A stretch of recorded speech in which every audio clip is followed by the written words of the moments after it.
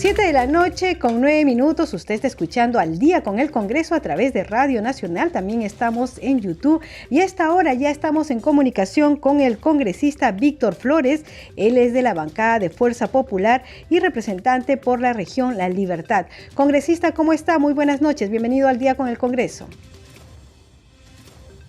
Muy amable, buenas noches, a sus órdenes, encantado. Sí, congresista, queríamos saber en esta semana de representación qué actividades viene usted cumpliendo en La Libertad. Mire, nosotros tenemos una agenda bastante cargada, ¿no? Sobre todo desde el punto de vista de atender la necesidad de la población. Por ejemplo, hemos ido ya a visitar las quebradas, a visitar las obras de derivación de las quebradas, ¿no? Eso ha sido el día lunes nada más. Y así por el estilo, ¿no? Hemos estado también reunidos con algunas autoridades, con el alcalde, por ejemplo, de Cartavio, ¿no? Y aparte de eso también vamos a tener una reunión muy importante mañana con el jefe de la Dirección Regional de la Policía Local, porque estamos trabajando una actualización de la Ley de Seguridad Ciudadana. Entonces, eso es más o menos lo que tenemos, digamos, el encargo. Visitamos algunos colegios también para ver el estado en que se encuentran y también con la compañía de la Contraloría General de la República y la Autoridad de la Reconstrucción con Cambios, que ahora pues está bastante cuestionada, pero estamos trabajando ahí para que se vea realmente la necesidad y la utilidad de las obras que hace ARCC, ¿no? Sí, congresista, y con estas lluvias y desbordes, ¿cómo está La Libertad? ¿Cómo se viene atendiendo la emergencia y atendiendo, por supuesto, a las personas que han sido afectadas? Mire, en realidad acá en Trujillo no está lloviendo, no podemos decir que está lloviendo, al contrario, ¿no? Felizmente hace bastante calor, incluso ayer estuvimos conversando con uno de los encargados de la Universidad Nacional de Huamachuco, Ciro Alegría, y él también le llamaba la atención la temperatura que había subido acá en Trujillo, ¿no? En el mar, no en Trujillo, sino en el mar, aproximadamente 6 a 7 grados, y eso es una temperatura muy alta. Implica, lógicamente, el hecho de que el niño no va a llegar, sino ya está aquí. O sea, ese es algo realmente bastante preocupante, porque el fenómeno del niño se sigue manifestando en todo el litoral, en toda la zona costera, y las lluvias continúan posiblemente más al norte, pero acá en Trujillo no tenemos lluvia. Por esa razón es que hemos podido también ir a constatar el estado de la derivación de las quebradas, porque como usted sabrá, Trujillo está construido sobre 5 quebradas. Claro, sí.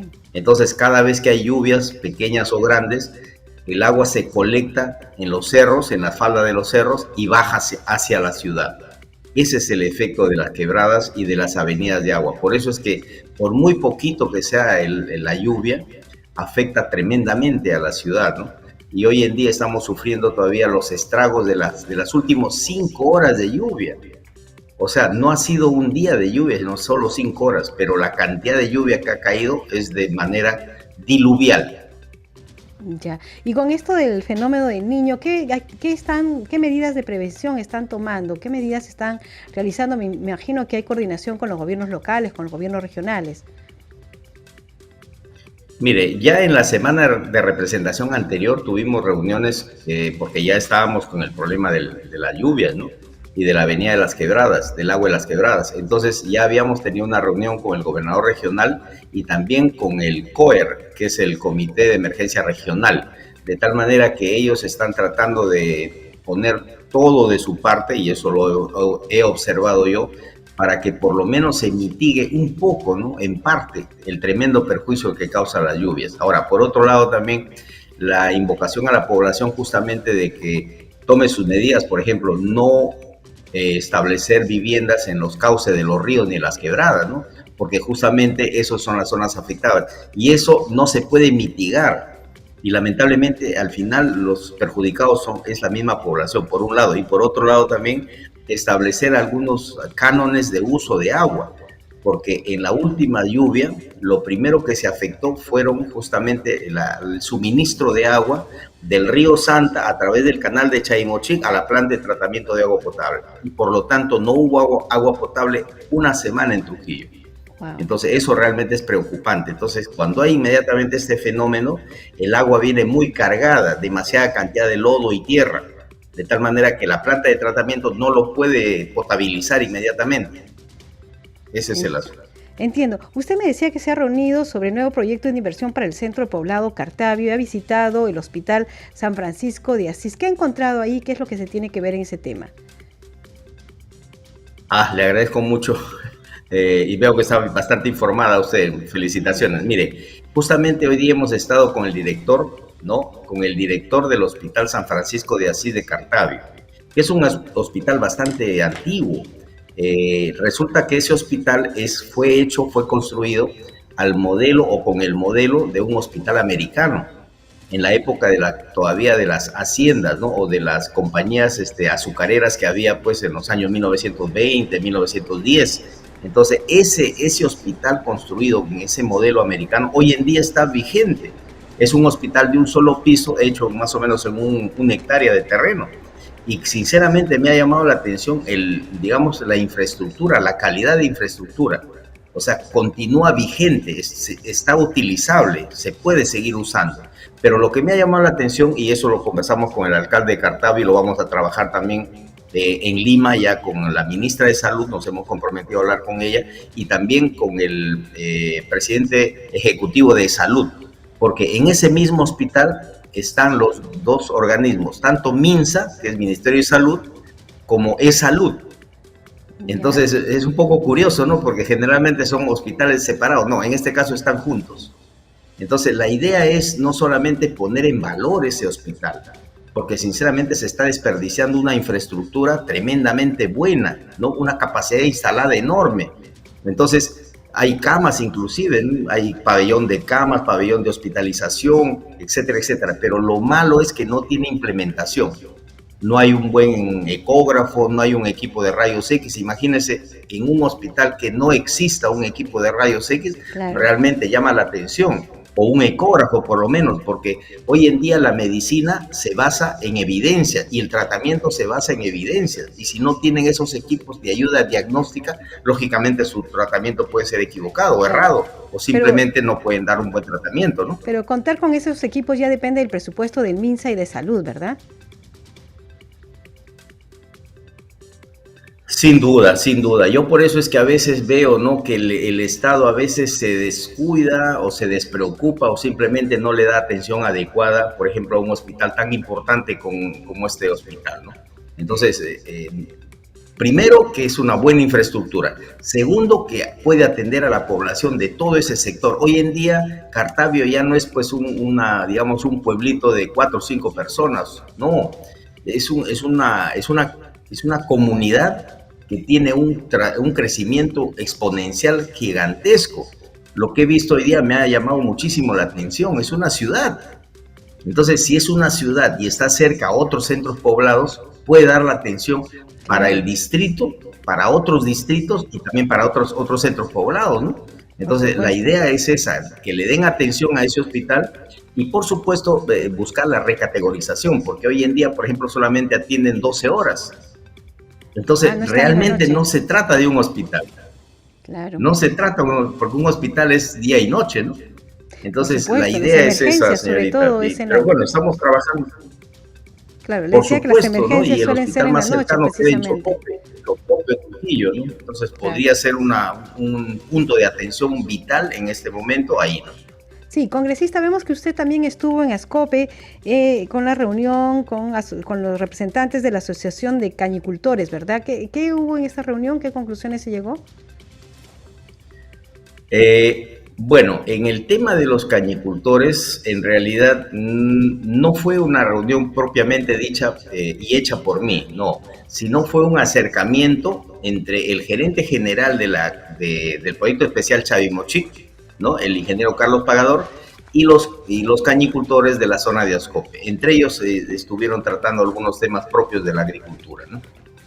Ok. Congresista, nosotros hemos estado revisando los proyectos que usted ha presentado. En realidad son varios que ha presentado, pero uno de ellos estaba, por ejemplo, el tema de que se condonen las multas electorales de las elecciones generales del 2021 y elecciones regionales y municipales del 2022 a consecuencia de la declaratoria de estado de emergencia, ¿verdad? Esto ya es un dictamen, ¿verdad? Es un dictamen que ya está en la Comisión de Constitución y solamente esperamos que pase al Pleno, ¿no? Que sea dictaminado y pase al Pleno, aprobado, o en todo caso analizado, estudiado, etcétera, etcétera, para que en lo posible sea uno, dos. Ese proyecto es bastante importante, pero está referido, o sea, que quede claro, porque ya me han preguntado anteriormente y piensan de que a partir de ahora ya no se va a pagar multas electorales. Ok. Y eso no es cierto. Eso no es cierto. Solamente está referido para el 2021, las elecciones que fueron en el 2021 presidenciales y congresales, ¿no? Y para el 2022 las elecciones complementarias. O sea, no, y las elecciones de gobernadores y alcaldes municipales. No está referido para que de aquí en adelante nadie pague multa, no, de ninguna manera. Al contrario, tenemos que fortalecer nuestro sistema electoral porque el índice de ausentismo es bastante grande. ¿No? 30% de ausentismo de la población es una, digamos, es un número muy alto. Y aparte de eso, 20% de votos que se invalidan, o sea, casi 50% de electores que no ejercitan su voto. Y eso es lo que tenemos que incentivar a la población para que en cada proceso electoral haya un mayor número de votos. Claro, y elijamos bien además. Congresista, usted hablaba de una escuela parlamentaria que sería obligatoria, también es un proyecto suyo, para que los congresistas que lleguen al Parlamento pasen previamente por esta escuela, me imagino que para que puedan enterarse de cómo son los procedimientos, cuáles son las leyes, las directivas, ¿no? Muchísimas gracias por la pregunta, porque realmente me permite hacer un poquito de docencia, ¿no? Hoy en día necesitamos leyes de reforma constitucional no para que beneficien, digamos, a los parlamentarios que ya estamos en funciones, no, porque ya digamos que ya pagamos el derecho de piso, no, sino para la futura generación de parlamentarios en las próximas elecciones, ¿no?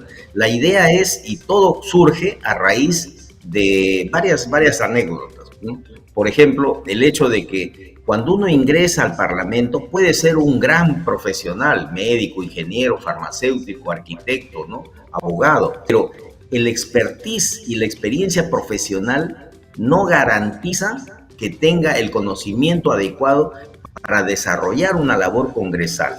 Entonces, ahí estriba, digamos, el origen de este proyecto de ley. O sea, necesariamente el parlamentario que ingresa tiene que entrar a una escuela de preparación congresal, vamos a llamarle, de tal manera que en 2 meses adquiera por lo menos el ABC, ojo, por lo menos el ABC. Hoy en día hay 5 días de capacitación, pero me parece que es insuficiente. O sea, con 5 días de capacitación no podemos capacitar a nadie. Entonces, en 2 meses de capacitación, en 2 meses de formación parlamentaria, por lo menos vamos a estudiar Constitución, reglamento del Congreso, código de ética y por lo menos algo de la hermenéutica, de la forma, del modus operandi del Congreso. Claro, pero si no aprendemos eso, pagan el derecho de piso y al final cometemos errores. Claro. Y eso es lo que queremos evitar. Queremos cada vez congresistas más informados, congresistas con mayor capacidad resolutiva y con mayor capacidad de elaboración de leyes. Claro, esto haría que el trabajo en el Congreso se acelere más, ¿no? Y además no haya errores ni equivocaciones. Congresista, muchísimas gracias por atender la llamada. No sé si algo más quiere agregar.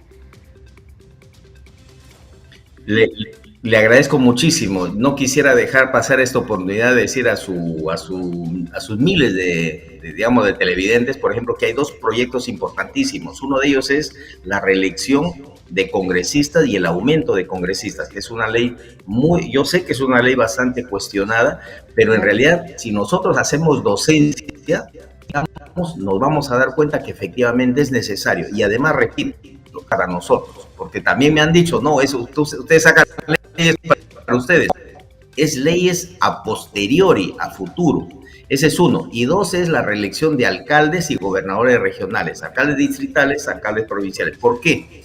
Porque eso no significa de que estamos colaborando con la corrupción, que también han dicho. No, lo que sucede es que la población es la voz de Dios, como se dice.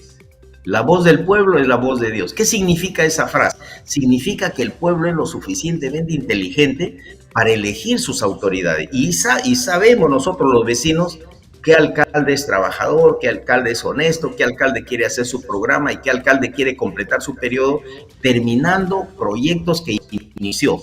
con el gobernador regional. Y además también la tasa de reelección es muy pequeña, claro, entre 15 y 20%. O sea, la población sabe, no podemos disminuir la capacidad de elección y la capacidad cognitiva que tiene nuestra población. Al contrario, hay que alabar y aplaudir.